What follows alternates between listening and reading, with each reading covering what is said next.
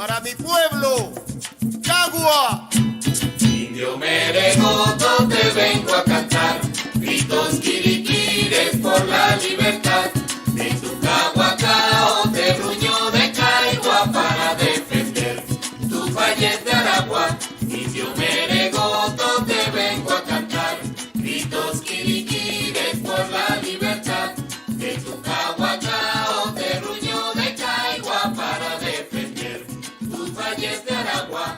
La palabra Caigua es un caracol que brota del Cao, Quebrada Tamboro, hasta la ribera de... Expreso por esta vía un saludo afectuoso a todas y a todos los participantes de la 6ª jornada de investigación histórica Arístide Medina Rubio y expreso mi agradecimiento y reconocimiento a las autoridades de la Universidad Rómulo Gallegos por esta invitación. Voy a presentar para ustedes un trabajo de investigación que he titulado Nombres personales de los indios merengoto del Valle de Turmero en la primera mitad del siglo XVII. Soy Nelly Guilarte, docente, investigadora del Centro Nacional de Historia y coordinadora de la Red de Historia, Memoria y Patrimonio del Estado Aragua. El trabajo que presento es parte de una investigación que he venido realizando sobre la demografía de los pueblos de indios o pueblos de doctrina que se establecieron como parte de las políticas imperiales en la cuenca del lago de Tacarigua o lago de Valencia. Antes de adentrarme en el tema, quisiera hacer dos precisiones. Una desde el punto de vista contextual y otra desde el punto de vista metodológico.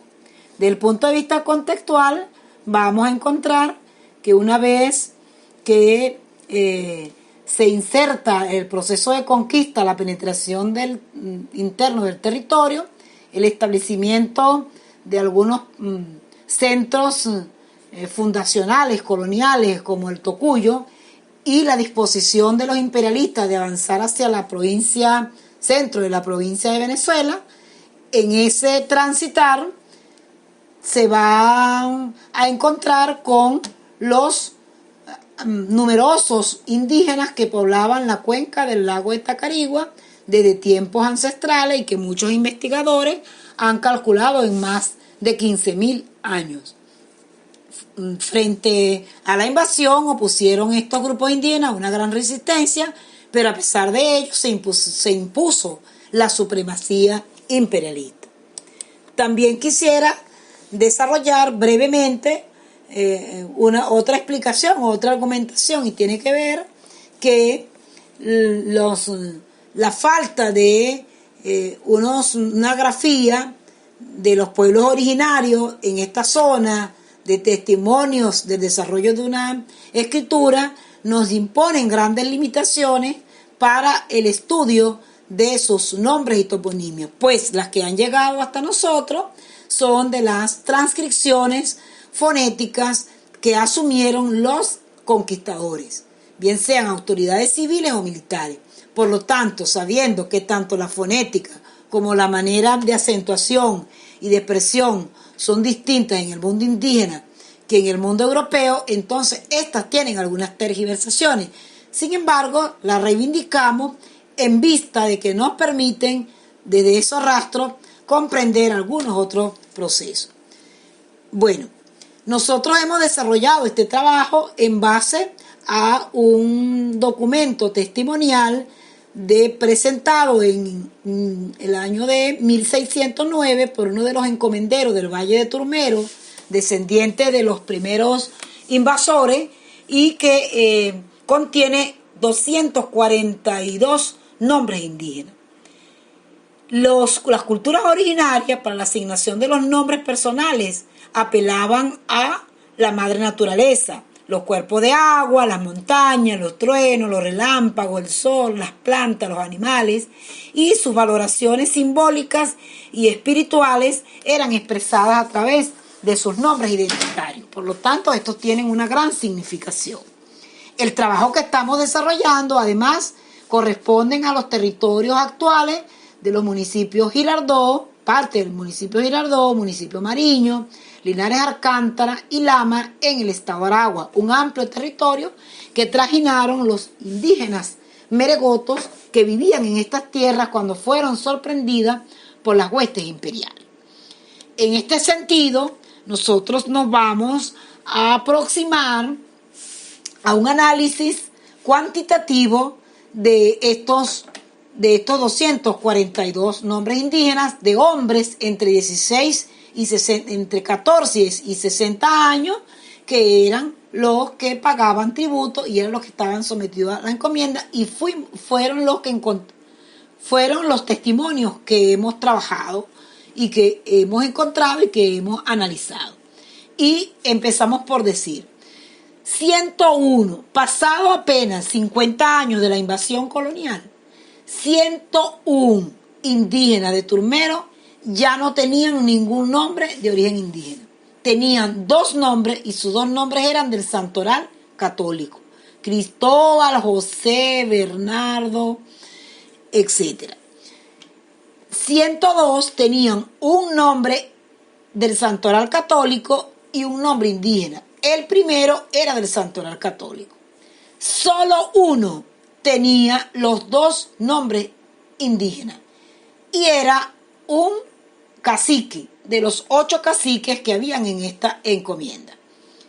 Y 37 tenían un nombre indígena y un nombre del santoral católico. ¿A qué nos acercamos con esta investigación? Bueno, que en esos 50 años el impacto, no solamente se había producido el impacto desde el punto de vista físico de la usurpación de sus tierras, del despojo, del aniquilamiento, del asesinato, de las violaciones, sino que además habían borrado parte de su memoria identitaria, que era la memoria que los identificaba con su espiritualidad y tan importante como su nombre. Y además también vamos a encontrar que este proceso de aniquilamiento cultural va a ser sistemático hasta que desaparecen estos del Valle de Turmero.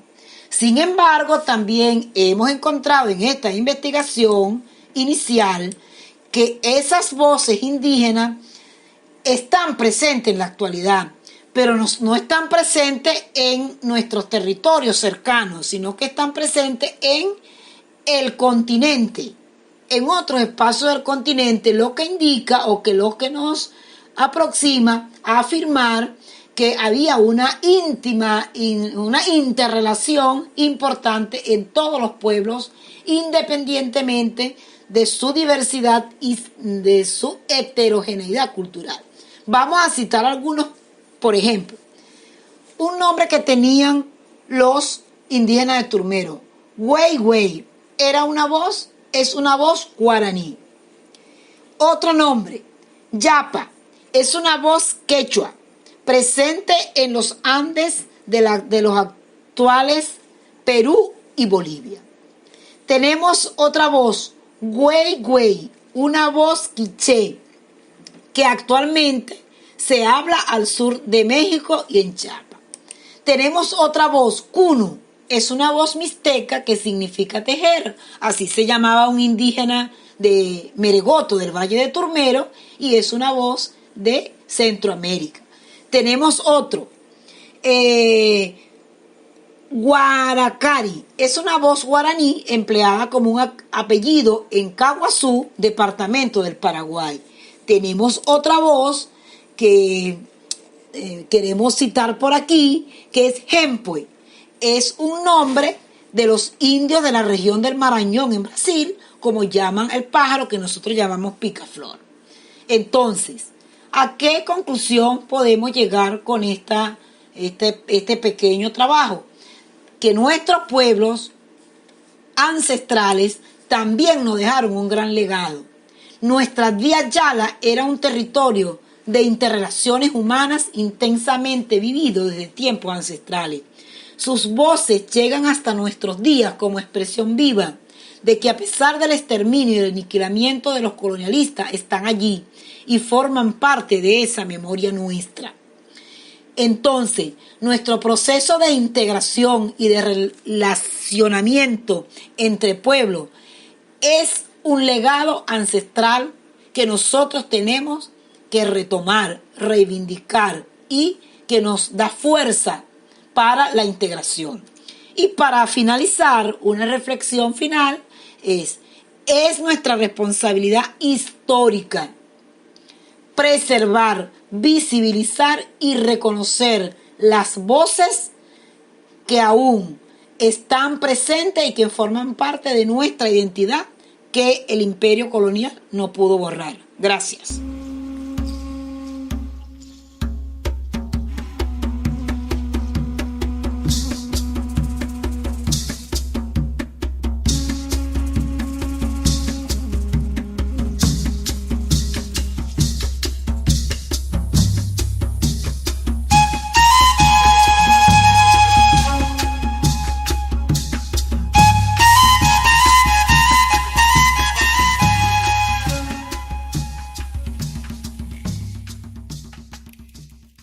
Profesor Jofre Linares de la Universidad Nacional Experimental Rafael María Baral.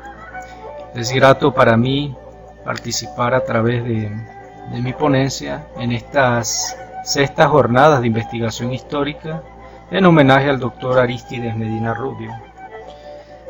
Mi ponencia se titula Legado ancestral de la gran nación cuicas y sus aportes para la región andina.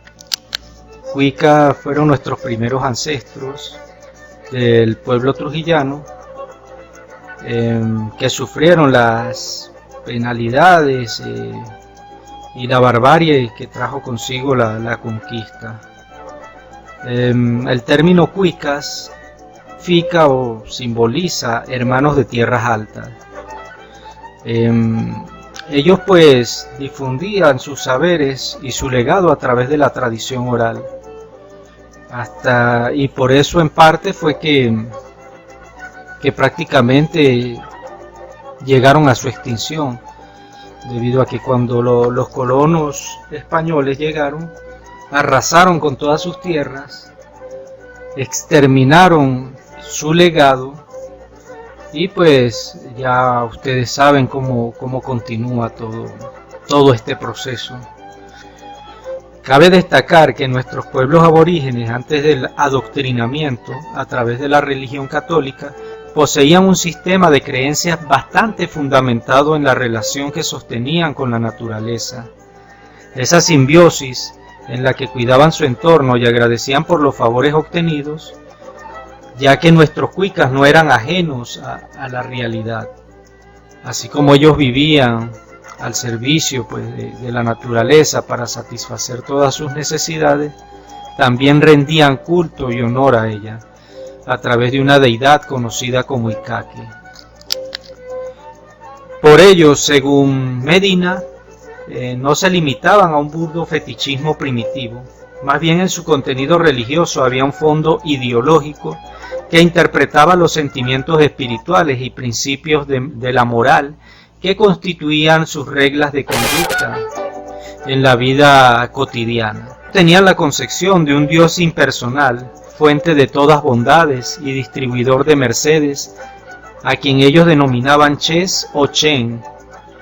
De igual manera, creían en la existencia de un espíritu maligno, conocido como Kirachu o Keuña, y también llamado por algunos como Walik. Esta palabra significa enemigo. Además adoraban al sol como Suje y Nareupa como fuente de luz. Tenían asimismo una idea de inmortalidad del alma, pero la consideraban unida siempre al cuerpo después de la muerte. Otros estudiosos como Briceño Peroso nos reseñan que los cuicas denominaban Reupa al Padre Sol y Chaseón a la Madre Luna. Este es uno de los espacios que conserva la Casa de los Tratados Bolívar y Sucre en el municipio de Trujillo, en la parroquia matriz del municipio de Trujillo, estado de Trujillo. En este espacio podemos observar vestigios de la civilización aborigen cuicas y es el más apegado, por supuesto, a las raíces y al legado histórico, ancestral y cultural. Es importante mencionar que los cuicas realizaban estas ceremonias rituales para ofrendar a la diosa Icaque, que era la diosa de la naturaleza, de la fecundidad, y pues tenía un templo, uno de los templos más grandes en Escuque. Este templo consistía en 3 naves y la simbología o la representación de esta diosa era a través de una esfera de oro, la cual pues comentan algunos historiadores y algunos cronistas de India que para el momento los españoles hicieron uso de agarraron esa esfera de oro para fines de ellos mismos, para fines personales y llevarla a la corona española. Seguimos el recorrido y nos encontramos con los pectorales. Estos pectorales eran adornos, incluso muchos de ellos los simbolizaban en representación, más que todo de protegerse y de entrar en batalla, digámoslo así. Por ejemplo, cuando sacaron el canto guerrero Cuicas, que fue una declaración de guerra, según el mismo Amílcar Fonseca y Ali Medina Machado, ellos mencionan que el canto guerrero Cuicas es prácticamente una declaración de guerra. Ellos no estaban acostumbrados. Recordemos que los cuicas eran un pueblo pacífico, pero con la llegada del español, cuando el español comenzó a violentar, a usurpar, a quemar y a destruir parte de su civilización, se vieron obligados y en la necesidad pues, de utilizar armas y entrar directamente en la guerra. Entonces, por aquí podemos apreciarlo si pueden hacer un acercamiento. Incluso los utilizaban también en ceremonias rituales. En este caso, podemos observar algunas de las figurinas o cacharros cuicas, como nos menciona el doctor Amílcar Fonseca en Orígenes Trujllanos, donde es uno de los pioneros que analiza pues, e investiga parte de lo que es ese legado, esas raíces indígenas, y las describe a través de su artesanía. En este caso, los cacharros o figurinas cuicas son comparadas incluso con la civilización inca, lo que ellos mostraban o muestran simbólicamente en representación de lo que son las momias del Perú. Esas momias tienen el mismo valor inclusive que las mismas figurinas. Por acá observamos los ornamentos de la cultura ancestral cuica, e inclusive vemos que ellos utilizaban el oroto y los minerales y vegetales para efectuar rituales, con los cuales utilizaban este tipo de artefactos que son conocidas como las pintaderas, y esas de barro con dibujos en relieve para realizar estampados sobre la mano. Por acá tenemos algunas de las figurinas líticas antropomorfas, también las encontramos zoomorfas. Antropomorfas porque se basa en la representación del hombre y de la mujer, y zoomorfas porque también simbolizan o ejemplifican lo que son las figuras de animales. Recordemos que para los cuicas el venado, el murciélago, la mapanare, es decir, la serpiente, el jaguar, el cóndor, eran animales sagrados y por lo tanto los representaban a través de figurinas y a través de su artesanía. Los hombres, en este caso abarcando al Tabisquey, que era como el cacique de la tribu, significa hermano de 10 plumas, o también en muchas ocasiones, según el autor, según el investigador, lo denomina Chacoy, gran guerrero. Este Tabisquey, por supuesto, era elegido por su fortaleza, tenacidad e incluso sabiduría, por la corte de ancianos, que eran los sabios, eran los que dominaban el conocimiento y elegían a sus representantes. Era un sistema realmente muy democrático, digno de seguir, por eso también los identificaban como uno de los pueblos originarios más sabios. Por supuesto, también tenemos la figura del Toy o Mohan, que vendría siendo como el chamán de la tribu. Este ocupaba los cargos de gran sacerdote, podían interpretar las predicciones o augurios que deparaban los dioses, además tenían las funciones de curanderos. Existen teorías donde mencionan o hacen atribución a que los Toy podían mover objetos sin necesidad de hilos, e incluso traían siempre consigo unas figurinas que se mencionan en las crónicas de India como los chorotes. Estos chorotes los relacionan con títeres, o sea que estos chamanes fueron los primeros en manipular a los títeres para el entretenimiento de la tribu. Otros dicen que lo hacían para comunicarse con los dioses. Estas teorías pues se sustentan y se fundamentan según el profesor Benigno Contreras. Tenemos también que eran conocedores de la agricultura, y para la época se manejaban muy bien en lo que eran los recursos, incluso poseían un sistema de trueque, tenían una gran producción a partir de algunos rubros como la papa, el maíz, el apio, el ñame, la uyama, el algodón, el ocumo, el tabaco, entre otros. Estos cultivos los hacían por medio de terrazas o andenes. De igual manera, para cubrir su producción, tuvieron que diseñar una extensa red de acequias, donde trasladaban el agua de distintas nacientes hasta las plantaciones. La doctora Diana Rengifo comenta que tal era la abundancia y la buena administración de los cuicas que contribuyeron con trojes y silos para almacenar los alimentos y granos. O sea, fueron uno de los primeros grupos étnicos que se vio en la capacidad y en la invención de estos grandes silos y trojes para realmente depositar en ellos todos los alimentos, porque se sabían administrar muy bien. Parte de su comercio era a través de la cocuiza, donde extraían la cabuya. Su economía se basaba en un sistema agrícola fundamentado en la explotación de conucos y en la elaboración de tejidos. Eran productores de chimó en esta zona.